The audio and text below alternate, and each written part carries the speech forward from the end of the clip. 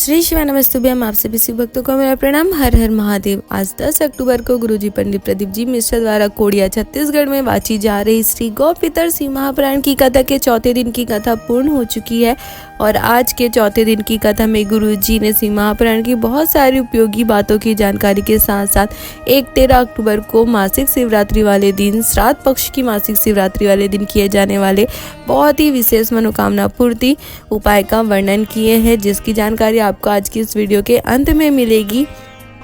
साथ ही गुरुजी ने आज की कथा में बताया कि कौन से घर की दिशा सही होती है। साथ ही गुरुजी ने बताया कि आपको जीवन में छोटा बन के रहना चाहिए या बड़ा। इन सारी विशेष बातों की जानकारी के साथ साथ गुरुजी ने और भी बहुत सारी सिंह महापुराण की उपयोगी बातों की जानकारी दी है, जिसका वर्णन हम आपको आज की इस वीडियो में करने वाले हैं। साथ ही इस छोटे से वीडियो से आपको आज की 3 घंटे की कथा को रसवादन करने का पुण्य, उसका फल भी प्राप्त होने वाला है। साथ ही गुरुजी ने कहा है कि अगर आप कथा सुनते हो तो मात्र आपको कथा को सुनना नहीं है। अगर आप गुरुजी द्वारा कथा में बताए गए 3 घंटे की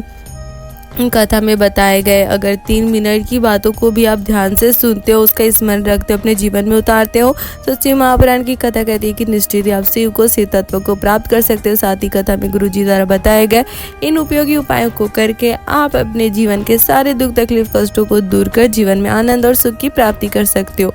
तो चलिए वीडियो को शुरू करते हैं। लेकिन वीडियो को शुरू करने से पहले अगर आप हमारे चैनल पर नए हो तो हमारे चैनल को सब्सक्राइब कर लीजिए, ताकि आगे भी आपको ऐसे ही गुरुजी द्वारा बताए गए विशेष तिथियों के विशेष व्रत नियम उपायों की जानकारी के साथ साथ गुरुजी द्वारा सिंह महापुराण की कथा में बताए गए विशेष उपयोगी बातों की और उपायों की जानकारी भी ऐसे ही मिलती रहे।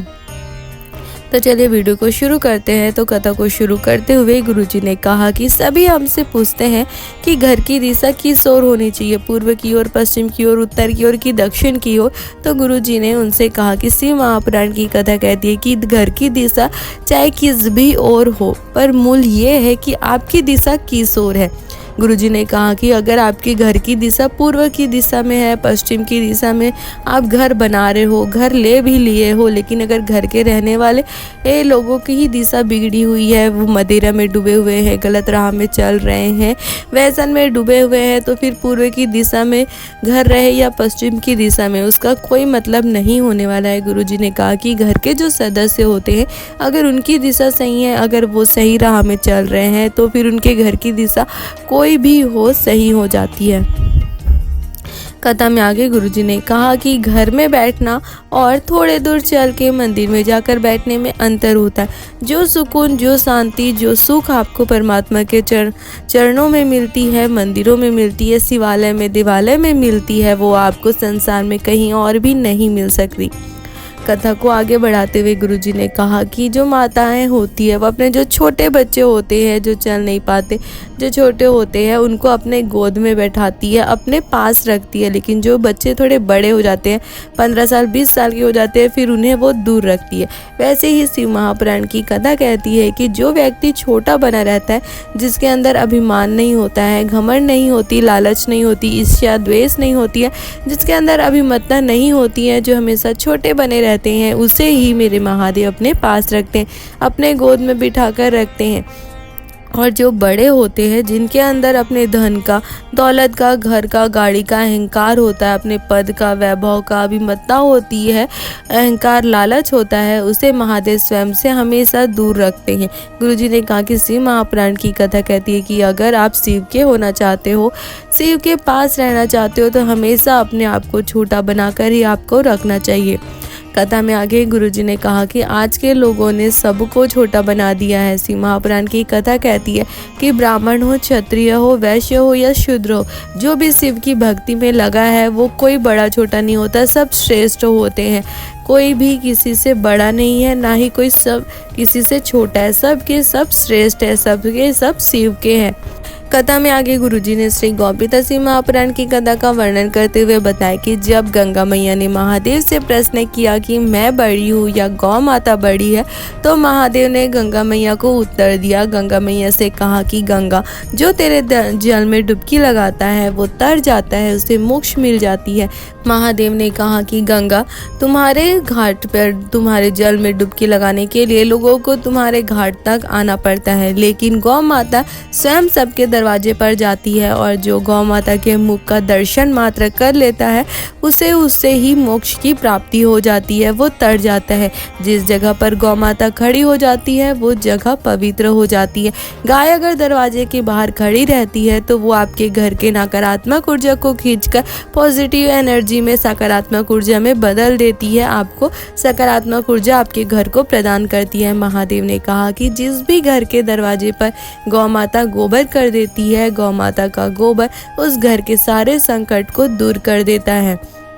साथ ही गुरुजी ने कहा कि जिस घर के दरवाजे पर गौ माता का लार टिपकता है, गौ माता का वो लार उस घर के सारे दुखों को खींचकर उस घर में सुख प्रदान करता है। तो ये थी कथा की जानकारी। कथा के अंत में गुरुजी ने बताया कि इसके बाद की अगली जो कथा होगी वो कब होगी। तो गुरुजी ने बताया कि इसके बाद की जो कथा है वो 17 अक्टूबर से 21 अक्टूबर तक 5 दिवसीय शिव महापुराण की कथा होगी, जो नागपुर में महाराष्ट्र में होगी। और उस कथा का नाम होगा शिव पार्वती शिव महापुराण की कथा, जो नवरात्रि में चलेगी और जिसका रसवादन आप टीवी पर, फेसबुक, यूट्यूब पर 2 बजे से 5 बजे तक कर पाएंगे। साथ ही नागपुर के बाद की जो कथा होगी वो 26 अक्टूबर से 1 नवंबर तक रोग मुक्ति के लिए 5 दिवसीय कथा होगी, जिसका नाम चंद्र शिव महापुराण की कथा होगी, जो अहमदाबाद गुजरात में होगी। और इस कथा का रसवादन करते समय गुरुजी ने कहा कि ये रोग मुक्ति शिव महापुराण की कथा है, तो अगर आपके शरीर में कोई रोग हो, कष्ट हो, तकलीफ हो, छोटी से छोटी बीमारी हो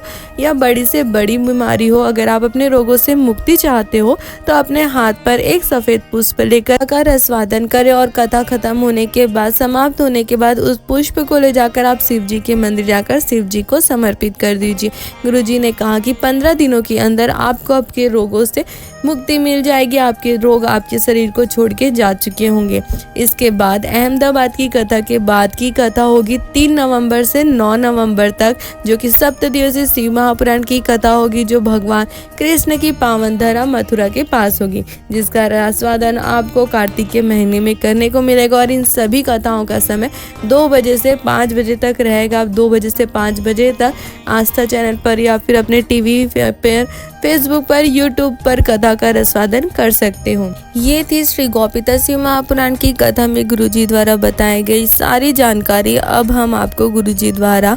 श्री देवपीतर शिव महापुराण की कथा में जो मासिक शिवरात्रि को किए जाने वाला विशेष उपाय गुरुजी ने सभी को करने को कहा है, उसकी जानकारी देंगे। गुरुजी ने कहा है कि हमारा निवेदन है कि आप सभी ये उपाय करें। अगर आपको कोई तकलीफ हो, कोई दुख हो, कष्ट हो, तो आपको तो यह उपाय करना ही है। साथ ही अगर गुरुजी ने कहा कि अगर आपको कोई तकलीफ ना हो, दुख ना हो, कष्ट ना हो, तो भी आप महादेव को धन्यवाद कहने के लिए, अपने पितरों का आशीर्वाद ऐसे ही बनाए रखने के लिए इस उपाय को अवश्य करें। गुरुजी ने कहा कि अगर आप किसी विद्वान ब्राह्मण ने कह दिया हो कि बहुत बड़ा पितृदोष लगा है, अगर शादी के 25 साल हो गए, 18 साल हो गए, 30 साल हो गए, 32 साल हो गए, उसके बाद भी संतान सुख की प्राप्ति नहीं हो रही है, या कोई बड़ी बीमारी ने आपको घेर लिया है, जीवन में बहुत ज़्यादा तकलीफ आ रही है, बहुत ज़्यादा परेशानी, कष्ट आ रहे हैं, कोई शुभ कार्य नहीं हो रहा है, तो इस उपाय को करने के लिए मात्र आपको एक सफ़ेद पुष्प श्राद्ध पक्ष की जो मासिक शिवरात्रि है यानी कि 13 अक्टूबर को आपको लेकर एक सफ़ेद पुष्प लेकर शिव जी के मंदिर जाना है।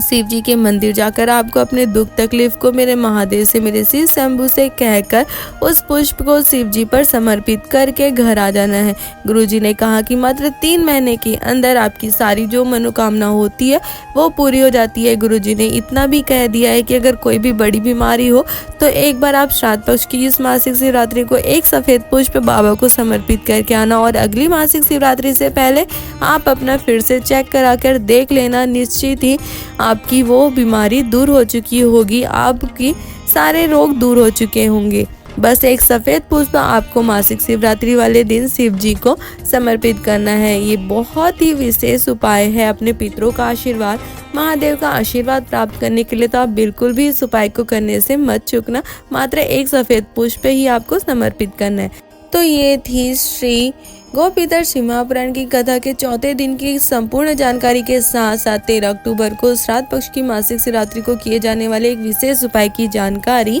अगर आपको ये जानकारी अच्छी लगी हो तो आप हमारे वीडियो को लाइक कर सकते हो और अपने परिवार वालों के साथ या अन्य शिव भक्तों के साथ इसे शेयर भी कर सकते हो, ताकि उन्हें भी कथा की विशेष जानकारी के साथ साथ गुरुजी द्वारा श्री देवपीतर कथा में बताए गए 13 अक्टूबर को श्राद्ध पक्ष की मासिक शिवरात्रि को किए जाने वाली इस विशेष सफेद पुष्प वाले उपाय की भी जानकारी प्राप्त हो सके और वो भी इसे करके अब महादेव का आशीर्वाद, अपने पितृ देवताओं का, अपने पूर्वजों का आशीर्वाद प्राप्त कर अपने जीवन के सारे दुख तकलीफ कष्टों को दूर कर अपने जीवन में आनंद और सुख की प्राप्ति कर सके। हर हर महादेव।